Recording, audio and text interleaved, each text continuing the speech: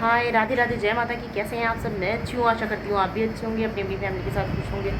बुरे लोग बुरा समय आपसे बहुत दूर रहे। आजकल मेरे वीडियोस नहीं आ रहे थे, मेरे पास स्टैंड नहीं है, आज हाथ से ही पकड़ रखा है मोबाइल। आजकल मेरे वीडियोस नहीं आ रहे होंगे क्योंकि आप लोगों को पता है मैं एक फ़ौजी अपने फ़ौजी पति के लिए पोस्ट करती हूँ कि उनका चरित्र कैसा है, उनका करेक्टर सर्टिफिकेट लिखती हूँ। और इस टाइम पे इंडिया और पाकिस्तान का जो है वॉर वाला भी चल रहा था, तो मैं यही चीज़ सोच करके वीडियो नहीं बना रही थी अपना, कि कल को कोई ये मेरे को ना बोले कि नहीं भाई तुम इमोशनली उसको टॉर्चर कर रही हो, मतलब मेंटली उसको टॉर्चर कर रही हो, तुम्हारे पोस्ट पे उसको टॉर्चर लग रहा होगा क्योंकि वो है बॉर्डर पे। इसीलिए मैं मतलब इंसानियत के नाते मैं पोस्ट नहीं कर रही थी। पर कुत्ते की दुम और एक रंडीबाज इंसान कभी नहीं सुधर सकता, कभी भी नहीं सुधर सकता। और शराबी, ये लाइन ऐड करना भूल गई थी। शराबी बंदा जिसको अय्याशी का शौक हो और निहायती गिरा हुआ हो, वो कभी नहीं सुधर सकता, किसी भी सिचुएशन में नहीं सुधर सकता। और रविशंकर जैसे इंसान तो वैसे भी नहीं सुधर सकते। मतलब बाप की बॉडी, डेड बॉडी पड़ी थी, उसके बावजूद रविशंकर दारू पी करके मंदिर पे लौट रहे थे। तो ऐसा बंदा आपने कहीं नहीं देखा होगा, मैंने देखा है। रविशंकर हैं ऐसे, उनके बाप की, उनके फादर की डेड बॉडी बाहर पड़ी थी, दरवाजे बर्फ़ पे लिटा रखा था, और वो और उनके दोस्त शराब पी करके लौट रहे थे, फुल टू टल्ली बंदा नाइट में। ऐसे हैं तो मैं ऐसे इंसान से उम्मीद भी क्या कर सकती हूँ इंसानियत की। ठीक है, पर आज मेरे को, मैं परेशान होकर के ना, मेरे को बहुत गुस्सा आया, इसी वजह से मेरे को ये वीडियो बनानी पड़ी। और मैं रविशंकर, उनके फ्रेंड सर्किल और कुछ और लोगों से मैं ये चीज़ बोलना चाहूँगी, स्पेशली मेरे मैटर से दूर हो। मेरी हक की लड़ाई है, और रविशंकर की तरफ अगर आप खड़े हो रहे हैं और रविशंकर की सारी चीज़ें आपको पता हैं, उसके बावजूद आप उसका साथ दे रहे हैं, तो आप सिर्फ मेरे दुश्मन के तौर पे हो। मेरे लिए सहानुभूति की उम्मीद मुझसे मत करना किसी भी तरीके, क्योंकि मेरे को लगता है एक अय्यास इंसान की तरफ वही लोग सपोर्ट करने खड़े होंगे जो उसके जैसे होंगे। तो मेरा कैरेक्टर सर्टिफिकेट लिखने से पहले 10 बार सोच लेना।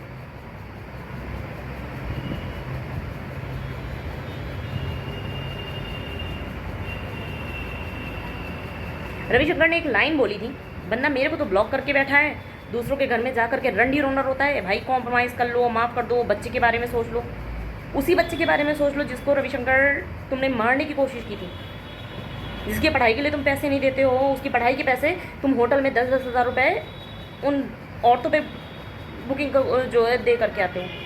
उसी बच्चे के बारे में सोचने के लिए तुम कहते हो? मतलब तुम्हारी याददाश्त कमज़ोर है शायद। और भागने से पहले तुमको ये नहीं पता था क्या कि बीवी ने नहीं माफ़ किया तो क्या होगा?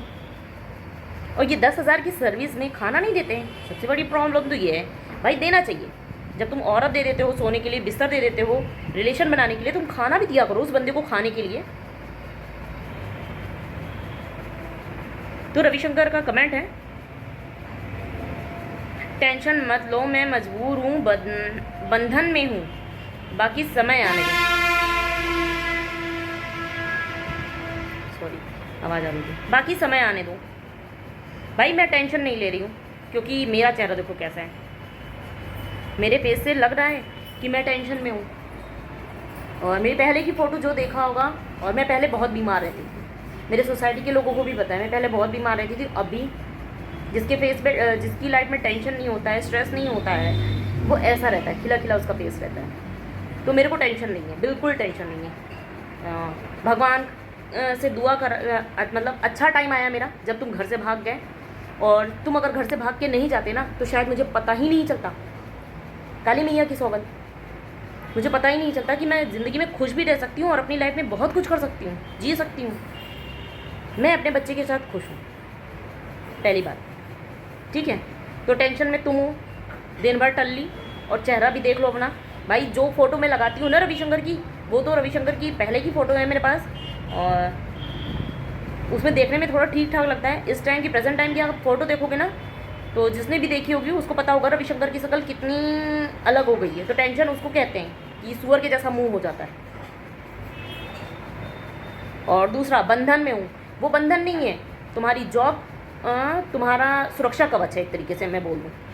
क्योंकि जो तुम कांड सिविल में करके जाते हो ना, तुम सिर्फ इसलिए बच जाते हो, तुम्हारे नाम पे FIR सिर्फ इसलिए नहीं लिखी जाती है क्योंकि वो लोग ये बोलते हैं ना, भाई तुम फौज में हो, अगर मैंने चार्जशीट फाइल कर दी है, मैंने मुकदमा लिख दिया ना, तुम्हारी नौकरी चली जाएगी। हर बार ये थाने वाले बोलते हैं। और अगर गया भी तो कॉल छोड़ दिया जाता है, भाई फौजी है बंदा। मेरे को भी चीज़ें पता है, बहुत सी चीज़ें मैं नहीं बोल रही। तो JCO सर, दिमाग ठीक करके बोला करो, तुम बंधन में नहीं हो, वो तुम्हारा सुरक्षा कवच है। जिस दिन तुम रिटायरमेंट हो गया है ना, उस दिन थाने में ही मिलोगे जो तुम्हारे लक्षण हैं, जेल में चक्की पीसोगे तुम भी और बाकी भी जो तुम्हारे साथ थे। समय आने भी क्या बता दोगे। हाँ, और एक चीज़ और, भाई ये मेरे वीडियोस पे धमकी दे के जाते हैं, दोस्तों के यहाँ, रिश्तेदारों के यहाँ, मेरे भाई के फ्रेंड तक, मेरे भाई के जो मेरे भाई की फ्रेंड है, मेरे भैया की, उनके यहाँ तक ये रोते हैं जा करके फ़ोन करके कि माफ़ कर दें, कॉम्प्रोमाइज़ कर लें। तुम्हारी शक्ल देख करके ना मेरे को पाकिस्तान की याद आती है कि पहले वो भी हमला करेगा और उसके बाद रोएगा कि नहीं गलती हो गई, एक्शन नहीं लो। ऐसा कैसे चलेगा। गिरगिट भी इतनी जल्दी रंग नहीं बदलता जितना जल्दा ये बंदा बदलता है।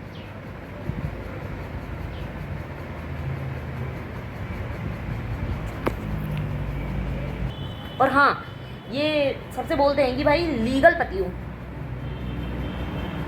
नहीं लगाती सिंदूर, ठीक है। तो पति पता नहीं कुछ भी, पति मेरा हो गया लापता। जिसके पास भाग के गए थे उसी के पास रहो, मैंने दे दिया। और जो मेरे को कॉम्प्रोमाइज़ करने के लिए बोल रहे हैं, भाई नहीं हो सकता। उनके लिए मैं नेक्स्ट वीडियो बनाऊंगी, तब आप देखना। Bye bye.